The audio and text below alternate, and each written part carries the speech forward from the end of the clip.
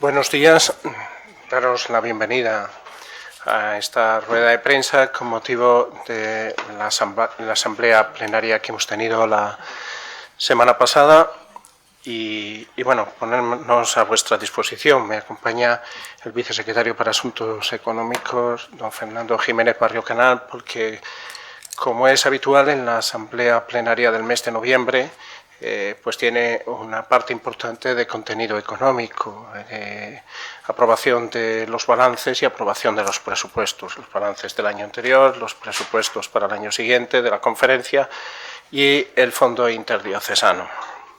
Quiero, en primer lugar, mostrar nuestro pesar por la muerte del padre Peter Hans Kolberg.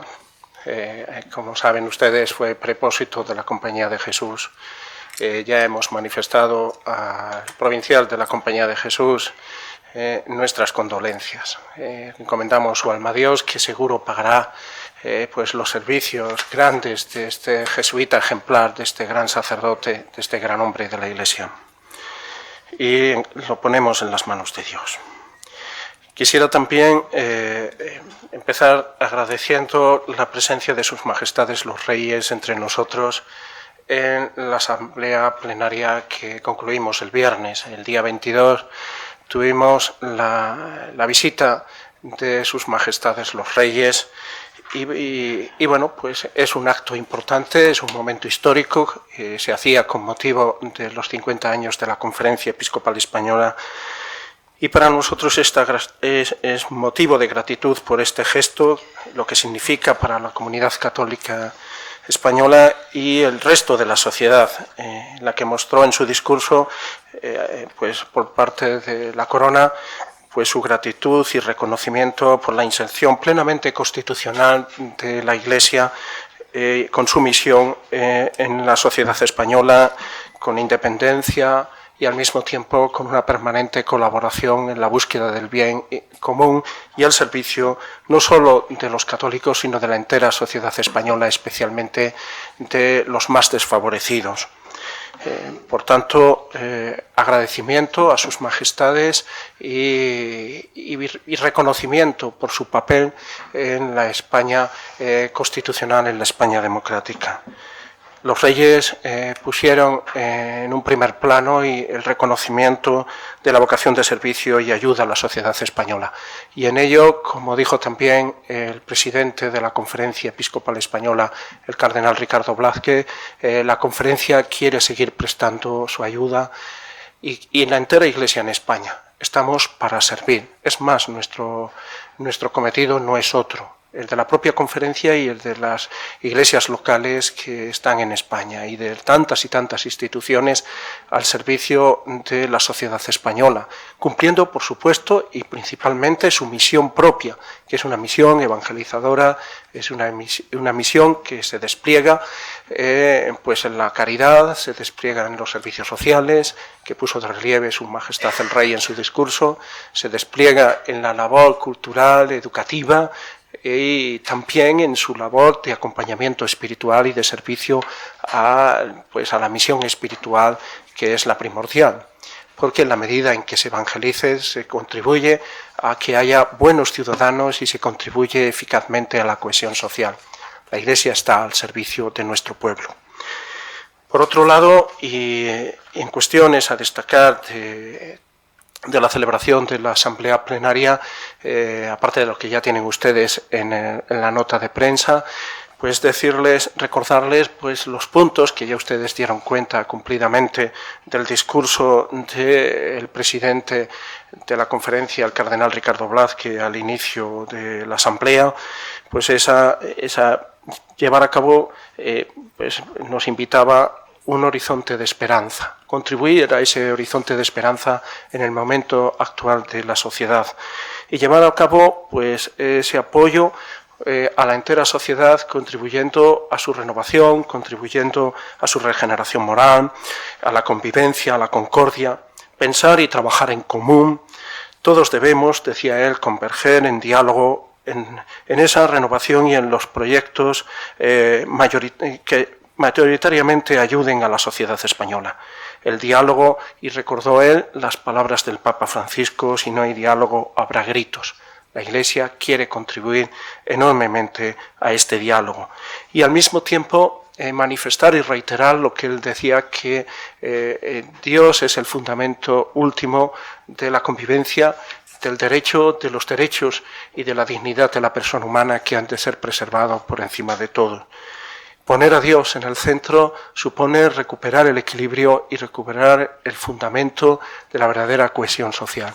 Y desde nuestra fe en Dios es como la Iglesia quiere contribuir anunciando el Evangelio para el bien de nuestro pueblo. Quiero también darles cuenta de que al término de la conferencia episcopal de esta asamblea plenaria, el cardenal Ricardo Blázquez ha dirigido como presidente de la conferencia una carta al Papa Francisco, en la que le da al Papa gracias por la oportunidad de redescubrir el corazón palpitante del Evangelio y por la invitación a reavivar sin cesar la confianza en Dios Padre, que perdona todo y siempre, y a todos los que se dejan perdonar. Con este año dedicado a la misericordia, este año jubilar de la misericordia que ha concluido, y a la par la carta apostólica que nos ha dirigido de Misericordia et Misera. También en la asamblea plenaria dice el cardenal Ricardo Blázquez a su santidad el Papa Francisco: hemos tratado de orientar y potenciar la pastoral familiar en nuestras diócesis con la ayuda de la exhortación Amoris Laetitia.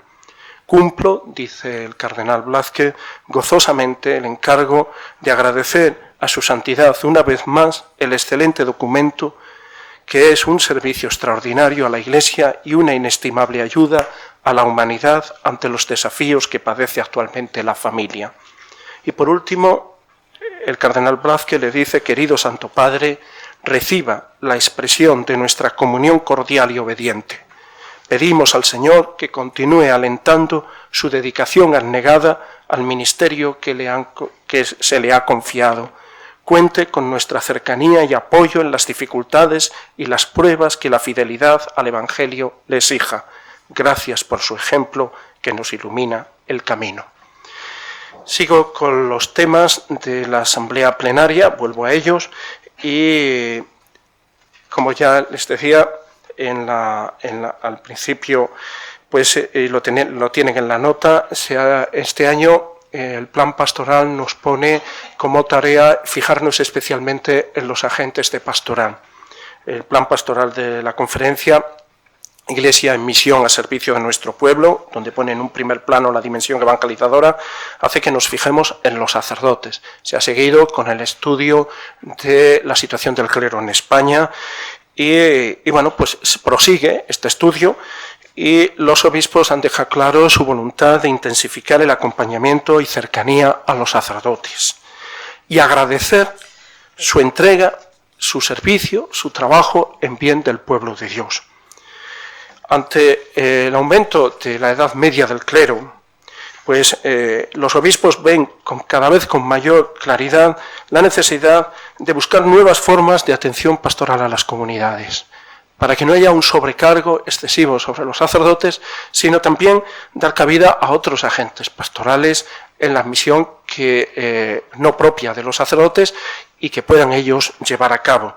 Intensificar al mismo tiempo la formación permanente, y a la par, pues también su dimensión pastoral en esa formación permanente, la espiritualidad sacerdotal y, por supuesto, potenciar la difusión, la propuesta vocacional, de tal manera que logremos en España, en nuestra Iglesia, todo un movimiento de cultura vocacional, que reavive en los jóvenes la propuesta al seguimiento del Señor en el camino del sacerdocio. Esto es primordial en este tratamiento de la situación del clero, sobre todo de cara a una adecuada atención de las comunidades. La renovación en las filas del clero es una tarea insoslayable e impostergable. Por otro lado, también los obispos quieren favorecer esta cultura vocacional pidiendo que todo el pueblo de Dios tome responsabilidad en esta tarea. No solo es una cuestión de los obispos y de los sacerdotes, o si quieren de los más implicados en una diócesis en la tarea vocacional, sino que han de ser las propias familias también, entre las ofertas a sus hijos como futuro desarrollo de vida, también tiene que entrar el sacerdocio como vocación específica. Y del resto, pues de la comunidad cristiana, de catequistas, de profesores de religión. Luego, esta tarea tiene que ser una tarea compartida en la generación de esta cultura vocacional, donde Dios tiene la iniciativa, pero a veces también se pone en un primer plano decir que no hay crisis de vocaciones, de llamada de Dios, sino crisis de respuesta, y ahí tenemos que contribuir a que haya un clima favorable. Como también saben, ha sido el estudio de la exhortación apostólica posinodal Amoris Laetitia la que ha ocupado una parte de la reflexión de la asamblea plenaria. Se trata, en definitiva, de ir abriendo pistas y líneas de renovación del directorio de pastoral familiar que elaboró la propia Conferencia Episcopal Española como consecuencia de la Familiaris Consortio del Papa Juan Pablo II. La Amoris Laetitia supone pues una afirmación de la doctrina de la Iglesia, pero al mismo tiempo una creatividad nueva y nuevas pistas con realismo pastoral que el Papa Francisco pues nos ha puesto en la Iglesia. Y en esa línea, pues lógicamente hay que actualizar o poner al día en clave de Amoris Laetitia los documentos, especialmente el directorio, que es como la hoja de ruta de la acción de la pastoral familiar en España. Ahí aumentar la difusión del Evangelio de la familia y del matrimonio, la preparación remota. Nos preocupa pues los fracasos matrimoniales, claro que sí, y se impone la necesidad de una preparación remota que también en esa clave de cultura vocacional a que me refería antes con respecto al sacerdocio, también se afiance en el camino matrimonial. El matrimonio es indudablemente una vocación, y una vocación que hay que acoger, que hay que formar en el tiempo del noviazgo, que hay que preparar, que hay que esforzarse por crear las condiciones favorables también, que ayuden a los futuros esposos desde el ámbito socioeconómico, con unas calidad de vida, con unas viviendas dignas y accesibles, pues que haya al mismo tiempo la capacidad de poder conciliar el derecho al trabajo, que por supuesto es fundamental para sacar sacar una familia adelante y antes formarla. Un trabajo digno y estable y duradero, y a la par abrir perspectivas de futuro en muchas jóvenes parejas que ven cerrado el camino del matrimonio porque no hay un ámbito que lo propicie desde el punto de vista también socioeconómico. Pero lo que se refiere a la Iglesia, que tiene en cuenta estas dificultades, pues también el aspecto de una formación en los compromisos que se adquieren en la vida matrimonial y previamente no solo con la preparación inmediata de la boda o de la ceremonia, sino también ya con una preparación, más a largo plazo y no solo la inmediata a la celebración de la boda. También, por otro lado, formar a los sacerdotes de una manera más adecuada y más actualizada en el acompañamiento, en la integración, al mismo tiempo en el discernimiento de la vocación matrimonial y su preparación para las situaciones de crisis en las familias, en los matrimonios. En este camino está trabajando la Conferencia Episcopal Española y a ello dirigirá sus pasos de manera especial la Subcomisión de Familia y Vida. Por otro lado, también, como saben, en esta asamblea se ha tratado el tema del reparto adecuado de las ayudas del Fondo Intermonacal, un fondo que fue creado cuando las religiosas contemplativas se ingresaron en la seguridad social. Había monasterios que ofrecían dificultades económicas para poder acceder a la seguridad social, para el pago de las cuotas. Y se creó en su tiempo este Fondo Intermonacal, que fue un fondo de solidaridad de la Conferencia Episcopal Española y al mismo tiempo de los monasterios que más posibilidades tenía en esa comunión de bienes para ayudar a otros que carecían, de los recursos necesarios para esa inserción de las religiosas de clausura en la seguridad social. Ahora vuelve a replantearse esta cuestión porque hay algunos monasterios con serias dificultades para poder cumplir con su obligación de pagar las cuotas necesarias como autónomas, porque ese es el sistema que se escogió en aquel momento de inserción de las monjas en la seguridad social. Este fondo intermonacal se ha reactivado con las ayudas de la Conferencia Episcopal Española y los fondos existentes que permanecían como remanente desde entonces, y se ha establecido una comisión a la que los monasterios pueden acudir de forma puntual en cada caso con la anuencia y con el apoyo del obispo de la diócesis, que presenta la cercanía a esa comunidad, y así poder hacer que estas religiosas que oran por nosotros tengan también esa comunión de bienes por parte de la Iglesia en España hacia esta necesidad vital para ellas. Quiero decirles también que la cuestión de la educación ha estado presente en la Asamblea Plenaria. Se ha hablado últimamente sobre el pacto educativo.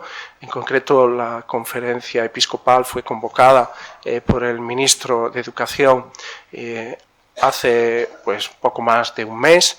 Estuvimos concretamente el día 18, quiero recordar, del mes de octubre, en una entrevista en la que estuvieron presentes, por nuestra parte estuvimos, mejor dicho, el presidente de la Comisión Episcopal de Enseñanza y Catequesis y obispo de Segovia, don César Franco. Estuvo el director del Secretariado de Enseñanza, don José Miguel García, y un servidor.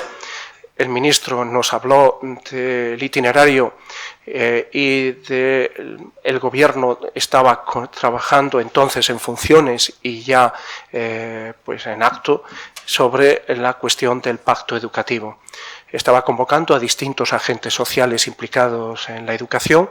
Nosotros, como ya habíamos dicho en reiteradas ocasiones, vemos la necesidad urgente de un pacto educativo que de una vez solvente la cuestión de la educación en España y no esté supeditada a las alternancias de gobierno o al vaivén de las ideologías, digamos, imperantes, sino que ofrezca la posibilidad de un gran consenso en el que la educación sea una cuestión de Estado y una cuestión que redunde en mejores niveles de calidad de nuestro sistema educativo.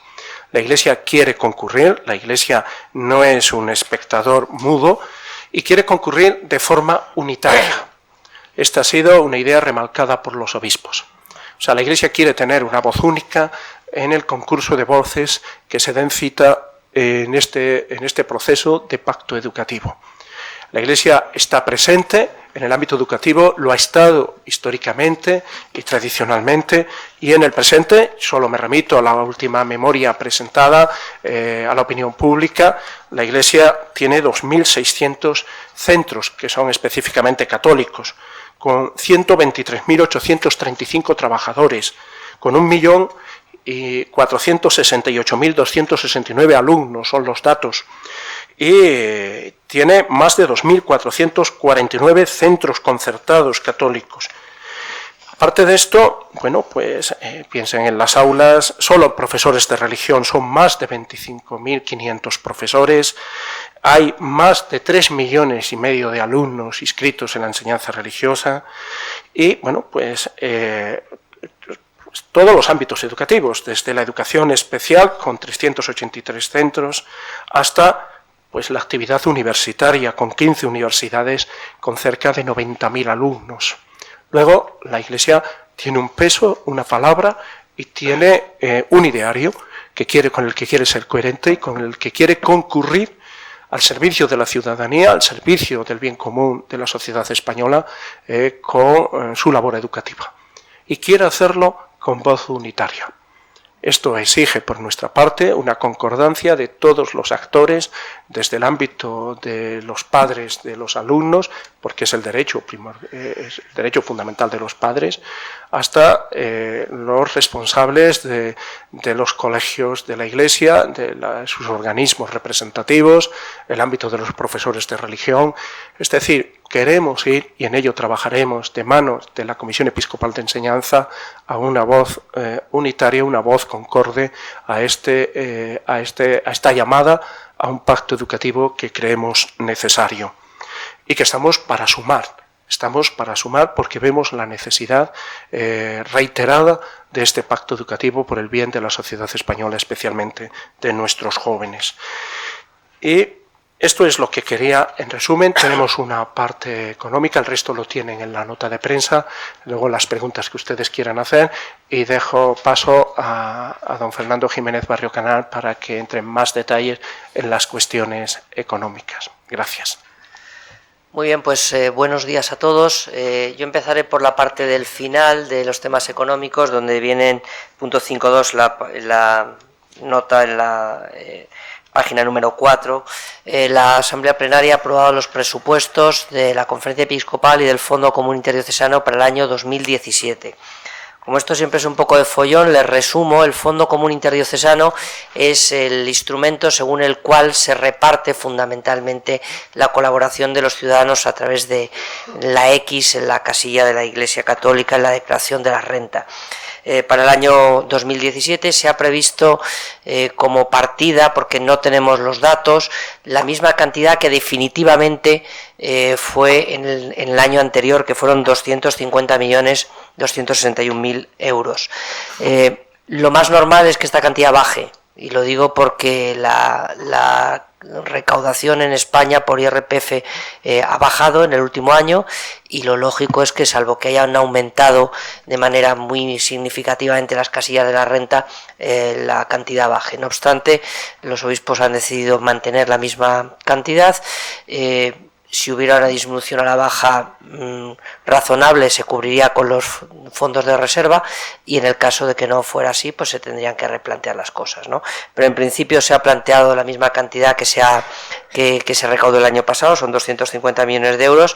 Saben que las diócesis aportan un dinero como solidaridad en función de los habitantes y de la renta disponible que tienen, y a partir de ahí pues está cómo se reparte el dinero. Tienen ahí una explicación de todas y cada una de las partidas. La principal es el envío a las diócesis españolas. El envío se hace en función de un reparto lineal, en función del número de sacerdotes, de parroquias, de templos, extensión, número de seminaristas, etcétera. Tienen ahí los criterios. Y por otro lado, tienen los pagos que llamamos centralizados, que son los pagos que se realizan directamente desde la Conferencia Episcopal, atender a la seguridad social de todo el clero, la remuneración de los señores obispos, los centros de formación, las aportaciones a las cáritas diocesanas, las campañas de financiación. Este año se ha desglosado la partida relativa a la transparencia, estaba antes incluida dentro de las campañas de financiación, y se ha dotado al haberse creado la oficina de transparencia, así como esta partida nueva del Fondo Intermonacal. Ese detalle lo tiene en la página número 7 de la nota de prensa. Por otro lado, tienen el presupuesto de la Conferencia Episcopal Española, de esta casa, del funcionamiento de esta casa, con algo más de 4,6 millones de euros. Es un presupuesto con un ligerísimo incremento del 1,3%. Realmente la mayoría de las partidas están congeladas desde hace, pues creo recordar que no sé si son 7 o 8 años. La única partida que no está congelada pues es la evolución ordinaria de los salarios de los trabajadores en función del convenio de oficinas y despachos al cual están adscritos la práctica totalidad de los trabajadores. El presupuesto, por tanto, pues ha sido muy sencillo de hacer en ese sentido, porque lo que hacemos es mantener las mismas partidas en este régimen de austeridad. Lo otro que ha aprobado la Asamblea Plenaria ha sido el visto bueno al plan de transparencia. Lo tienen en la página 3 y siguientes, y en concreto se ha aprobado, por una parte, ha aprobado el reglamento de rendición de cuentas de todas las entidades que deben de rendir cuentas a la Conferencia Episcopal. Estamos hablando de fundaciones, asociaciones de utilidad pública y privada, asociaciones públicas y privadas de ámbito nacional. Es la primera vez que se elabora un reglamento de esta naturaleza.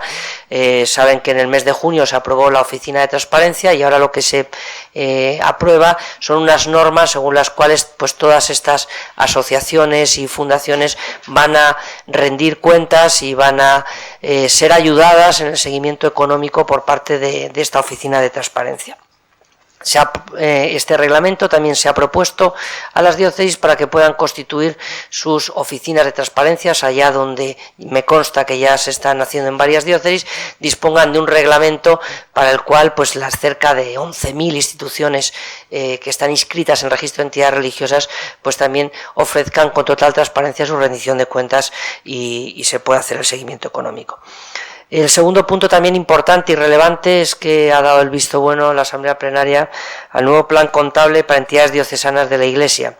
Aquí lo que se ha hecho por primera vez desde el año 1991 ha sido adaptar la contabilidad de las parroquias, diócesis y entidades diocesanas al nuevo marco que opera en España desde el año 2008 y especialmente desde el año 2011, cuando se aprobó una adaptación del plan contable general, el que utilizan las empresas a las que ustedes trabajan. Se aprobó un plan contable para las entidades no lucrativas y que de esta manera lo que hace la Iglesia es adaptar su contabilidad a este plan contable, puesto que no tenía obligación de entrar por esta vía.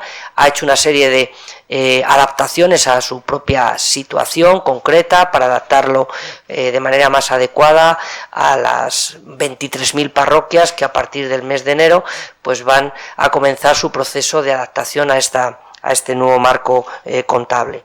También se da el visto bueno al manual de inversiones financieras. Es un manual que se ha aprobado ya para uso obligatorio para la Conferencia Episcopal y se ofrece también a las diócesis como una buena herramienta de buenas prácticas en el uso adecuado del dinero. Es un manual que tiene bebe de la normativa europea MiFID y también del protocolo de conducta de la CNMV para entidades no lucrativas, y que con los criterios de seguridad, liquidez, rentabilidad y sobre todo principios éticos se ofrece a las entidades de la Iglesia y de uso obligatorio a la Conferencia Episcopal un marco para saber dónde se puede invertir y dónde no se debe invertir. También se han presentado otros documentos como un protocolo de medidas de prevención de blanqueo de capitales que se ofrece a las diócesis. Algunas, como Madrid, me consta que ya lo tienen implantado, y otras les ofrece un buen sistema precisamente pues para ser más transparentes y para ofrecer toda la información y que no haya ningún problema de esta naturaleza. También se ha ofrecido a las diócesis un esquema de portal de transparencia. Ya aproximadamente un tercio de las diócesis prácticamente ya usan de este portal de transparencia. Pensamos que sería conveniente que en un plazo corto de tiempo la inmensa mayoría de las diócesis tengan un portal de transparencia que ofrezca toda la información que le interesa a los ciudadanos, y en ese sentido pues se les ha ofrecido un esquema de funcionamiento. También, como pone en la nota, pues se ha informado a los obispos de la segunda etapa de realización de auditorías en 23 diócesis, de la implantación del software eclesial que estamos trabajando también en numerosas diócesis, o de la nueva web que tuvimos ocasión de presentar hace unas semanas, donoamiglesia.es, y que esperamos en el futuro sea un referente a la hora de las aportaciones de los fieles. El resto de información la tiene en la nota de prensa. Muchas gracias. Pasamos a las preguntas. Buenos días. Buenos días. Yo quería preguntarles acerca de la reunión con el ministro de Educación. Quería saber cómo le han pedido que esté representada la clase de religión en ese pacto educativo. ¿Qué debería cambiar con respecto a ahora? Gracias. No os entro en detalles, simplemente yo creo que era una ronda de hace ya más de un mes, y era todavía en el gobierno en funciones. Yo creo que estaba inscrito dentro de la ronda que estaba llevando a cabo el ministro de Educación, de cara pues a una vez que estuviera formado el gobierno, pues dar pasos más, digamos, más firmes. Como vemos que por las noticias que parece ser que se están empezando a dar. Simplemente quería saber cuál era la opinión de la Conferencia Episcopal Española sobre la necesidad de un pacto educativo. No se entró ya en cuestiones, digamos, concretas que lógicamente exigen pues ya un grupo de trabajo. O sea, simplemente quería conocer nuestra opinión sobre la conveniencia de iniciar el proceso de un pacto educativo, que por otro lado nosotros veníamos reclamando desde diversas instancias de manera reiterada, porque era ya un sentir común que en nuestro país la educación necesitaba una concurrencia de todos y ser planteada desde una cuestión de Estado y no desde una cuestión partidista. Y la Iglesia tiene, lógicamente, como les he dicho antes, una palabra porque tiene detrás una rica realidad educativa de aporte, de servicio al conjunto de la sociedad española. Nosotros queremos, lógicamente, que la clase de religión esté en ese marco educativo como digamos, desarrollo del derecho de los padres a educar a sus hijos conforme a sus convicciones y al mismo tiempo con lo que viene ya fijado en un pacto que no solo ha hecho con la Iglesia Católica, sino que ha hecho el Estado con el resto de confesiones religiosas con las que tiene acuerdo. Luego, no es un ámbito de privilegio, es un ámbito de integridad, digamos, de la formación, en el sentido, si se quiere, una formación integral, la dimensión religiosa y en concreto la dimensión confesional, por lo que apoya la Constitución de educar a los hijos de acuerdo con sus convicciones, está. Y en nuestro caso, además, dentro de ese marco de pactos que el Estado establece con el hecho religioso por unos acuerdos internacionales que en el caso español tienen rango de ley orgánica. Luego hemos de buscar en las circunstancias actuales el ejercicio adecuado de ese derecho en el ámbito escolar. O sea, no es catequesis, es una enseñanza confesional, por tanto, con una misión canónica por parte de la Iglesia o de la confesión religiosa, pero al mismo tiempo con una plena integración en el currículum de saberes a los que trata de llevar el aporte respetuoso de las convicciones cristianas. No buscamos ni privilegios, ni buscamos, ni queremos marginación. Y detrás hay una realidad también, que es no solo la realidad del derecho de los padres a educar conforme a sus convicciones, sino el derecho de unos profesores que están con competencia académica y con la misión canónica correspondiente de la confesión religiosa, en nuestro caso la católica, ejerciendo esa tarea formativa en plena normalidad en el claustro y en el currículum escolar. Luego entraremos ahí y bueno, vamos a ver pero esos son nuestros principios y hay cuestiones por las que vamos a manifestarnos claramente. Sí. Perdona, que me voy a colar, pero como la pregunta viene a colación de lo que estábamos hablando en materia educativa, bueno, buenos días primero a todos. Quería saber qué valoración hace la Conferencia Episcopal de este principio de acuerdo al que ha llegado el PP y el PSOE con Ciudadanos también para, bueno, introducir modificaciones en la LOMCE y qué expectativas tiene la Iglesia en este nuevo pacto educativo, ¿no? ¿Qué esperan de este pacto educativo? No, esperamos concordia y esperamos estabilidad en el marco educativo. Porque lo exige la propia realidad educativa. La realidad educativa no puede estar al vaivén de alternancias políticas, como he dicho, de gobiernos, ni de alternancias ideológicas o a ver quién ocupa más espacio desde los propios intereses ideológicos.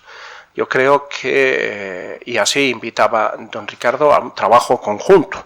Necesitamos abandonar la incomunicación y caminar unidos. Ese es cuando veamos claramente las propuestas, ya nos parece importante un primer paso, que por otra parte es fruto de la voluntad de la ciudadanía expresada en las repetidas citas electorales, de que estamos llamados, no digo condenados, sino digo llamados a trabajar juntos, a trabajar en diálogo, a trabajar en concurrencia y a primar el bien común. Ahora se llama interés general. Bueno, pues el bien común, y lógicamente la Iglesia tiene que defender el bien común de aquellos miembros de la Iglesia que quieren que se vea reflejado su derecho constitucional y humano a educar a sus hijos conforme a sus convicciones, entre las que entra, y así reconoce nuestra Constitución, sus creencias. Hola, buenos días. Era para preguntar sobre unas palabras que dijo el Papa la otra vez, que decía que ahora los sacerdotes tienen la facultad de absolver el pecado del aborto de manera indefinida. Y era para preguntar la Conferencia Episcopal qué opinión tienen al respecto. Pues de alegría inmensa. Ya lo dije en el día de la apertura y esto que se está llevando a cabo en todo el año jubilar, el Papa quiere prolongarlo. y nos ha dejado muy claro en esta carta apostólica las consecuencias de haber pasado un año reflexionando sobre la misericordia. Y es más, nos dice que no es una cuestión teórica o simplemente de frases bonitas, sino una realidad. La realidad es que prima la misericordia de Dios sobre el pecado. La realidad es que no hay pecado, si hay arrepentimiento, que se resista a la misericordia de Dios. Nadie puede desesperar de que puede ser perdonado por Dios si se arrepiente y hay conversión en su corazón. Y este es el rostro fundamental que la Iglesia ha de presentar a nuestro mundo. O sea, la apologética mejor de la Iglesia es la de la misericordia, la de mostrar la misericordia de Dios, como es el distintivo de los cristianos, la caridad. Esta es la apologética mejor ante un mundo que está tan necesitado de ese alivio de perdón y de ese alivio de confianza, de consuelo, de acompañamiento. Y eso es lo que el Papa Francisco nos ha recordado, nos ha refrescado, volviendo al Evangelio. Pues esto, una alegría inmensa, y apoyar al Papa absolutamente. Sí. Gracias. Buenos días. Volviendo al tema de la educación, uno de los grandes problemas para alcanzar un pacto educativo en España en los últimos años, bueno, hay varios temas recurrentes y, curiosamente, varios de esos temas recurrentes tienen mucho que ver con la implantación de la religión, la propia presencia de lo católico en el ámbito educativo público, etcétera, etcétera, etcétera. Mi pregunta es, ¿hasta qué punto o hasta dónde puede llegar a ceder la Iglesia en aras aún sobre el papel bien mayor que puede ser el alcanzar un pacto educativo que no dependa de los vaivenes de distintos gobiernos o que esté al albur de distintas convicciones ideológicas, sin renunciar a esos derechos inalienables recogidos en la Constitución? Porque me da la sensación de que uno de los grandes problemas para alcanzar un pacto educativo, no solo en el caso de la Iglesia, sino en todos los posicionamientos políticos, es que todos tenemos principios irrenunciables. Y algunos de esos principios irrenunciables parece que chocan entre sí, con lo cual conseguimos algo que sucede desde hace 40 años, que es que no hemos alcanzado un pacto educativo, bueno, 40, y me estoy quedando corto.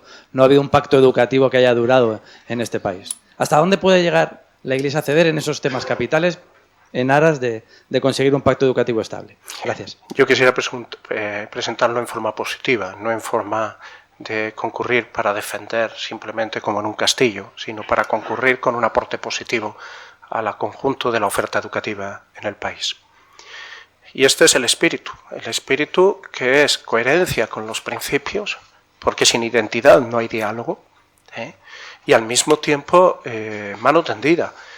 O sea, no se trata sino que veamos lo que nos une y desde ver lo que nos une, desarrollar un proyecto educativo donde no se trata de ver quién ocupa mayor influencia, sino sobre todo el bien común y sobre todo, en este caso, el bien de los jóvenes, de los niños y los jóvenes españoles. Lógicamente, en el camino no se trata, habrá que hablar y habrá que ver primero las propuestas. O sea, lo que sí le puedo manifestar es la buena disposición por parte de la Iglesia de esta cuestión, digamos, del pacto educativo. Yo creo que hay una cuestión previa al pacto educativo y es que tenemos que dejar añejas posiciones en el sentido, no me refiero simplemente a una cuestión de la Iglesia, ni mucho menos, sino que la educación tiene que ser un campo neutro. No, la educación es el campo de la realidad y formamos para la realidad, no para las entelequias. Y entonces, ¿qué quiero decir con esto? Que no podemos dejar los principios y las convicciones, y en este caso las creencias, al margen del hecho educativo y en la integridad, digamos, de elementos que conforman el desarrollo educacional de una persona. ¿Cómo se lleva esto a la práctica? Pues ya buscaremos la manera, pero lógicamente estamos obligados por una responsabilidad de defensa de derechos y de coherencia interna en la propia Iglesia. Y al mismo tiempo hay una cuestión que tenemos de una vez que encontrar y que yo creo que la Corona ha puesto de manifiesto en su visita a la Conferencia Episcopal Española. Es la plena inserción en la España constitucional de la Iglesia y de la Conferencia Episcopal Española. Ojalá esto se traslade también al campo educativo y dejemos ya la rémora trasnochada de todavía encontrar un sitio para el hecho religioso en una laicidad positiva que ve el hecho religioso como algo positivo y no lo excluya de un pretendido ámbito público también en la educación donde debiera estar fuera del horario, fuera del marco, fuera del currículum, oiga usted, y asignándole solo el papel de la privacidad o de la conciencia. El hecho religioso católico tiene todo el derecho del mundo, como derecho humano y como derecho constitucional, a estar presente en el desarrollo integral educativo de los niños y jóvenes en virtud del derecho de los propios padres a educarlos.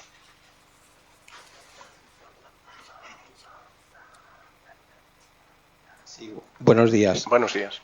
Ha hablado don José María de que nos preocupan los fracasos matrimoniales. Quería preguntar sobre el Amoris Laetitia y recordar un poco que las estadísticas crecen, normalmente crecen, la desestructuración de las familias un poco pues sigue creciendo y existe en las parroquias ese instrumento que son los cursos prematrimoniales, ¿no? Yo quería llamar la atención sobre el hecho de que muchas veces los problemas vienen cuando el matrimonio avanza, cuando pasan un poco los años, etcétera, y la verdad es que está muy bien tocado por el Papa en la Amoris Laetitia. Yo este verano la he leído de arriba abajo y la verdad es que es preciosa. Quería preguntar un poco en las parroquias qué instrumento podría haber un poco para seguir formando un poco a la gente, que la gente no piense, bueno, pues ya está todo hecho, porque luego vienen los problemas conforme avanzan los años. ¿Cómo se podría enfocar este tema? Aunque supongo que es una cuestión a medio plazo, ¿no? Considero que más que nunca hay una pastoral familiar en estos momentos. O sea, la Iglesia lleva décadas haciendo una pastoral familiar muy seria y matrimonial. Incluso hay organizaciones católicas específicamente dedicadas al acompañamiento, a la integración de los matrimonios. Están las parroquias y están los movimientos con la inserción de los matrimonios en su pleno desarrollo pastoral y de vida de esos movimientos y asociaciones. ¿Qué ocurre? Que ha cambiado la sociedad y el sínodo, los dos sínodos han puesto de manifiesto unas realidades que a nosotros nos es especialmente dolorosa, lo debe ser para la sociedad entera. Porque si hemos visto quién ha salido en ayuda de los más débiles y de las familias en la crisis, ha sido las propias familias. O sea, la familia es la institución más apreciada, pero para muchos jóvenes se convierte en un imposible. Y entonces hay, por una parte, el gran drama de los jóvenes o el problema de jóvenes que se ven abocados a convivir sin ningún lazo, porque la formalización, ya sea sacramental o ya sea civil, la ven como un imposible.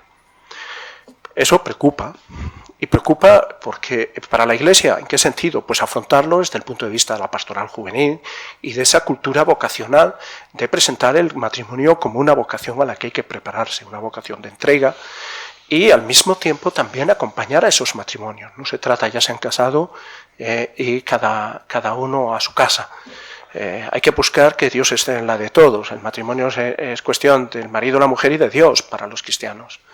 Y entonces ese fundamento de Dios, mantenerlo vivo, mantenerlo en los momentos de crisis, en los momentos que no solo es un camino de rosas, sino también de espinas, en el sufrimiento, en las incomprensiones, cuando llega la enfermedad, es decir, todas esas causas que pueden provocar crisis en los matrimonios, pues estar acompañándolos para integrarlos, para un discernimiento. Es decir, yo creo que ahí tiene la Iglesia una tarea fundamental y es uno de los elementos de servicio social más importante, porque en la medida en que defendamos, cuidamos el matrimonio y la familia, en esa medida estamos contribuyendo de manera destacada a la cohesión social, porque la escuela fundamental de cohesión social y de espíritu, digamos, de ciudadano, de la dimensión social de la persona, o se forma en la familia o tendrá realmente carencias importantes en el desarrollo futuro.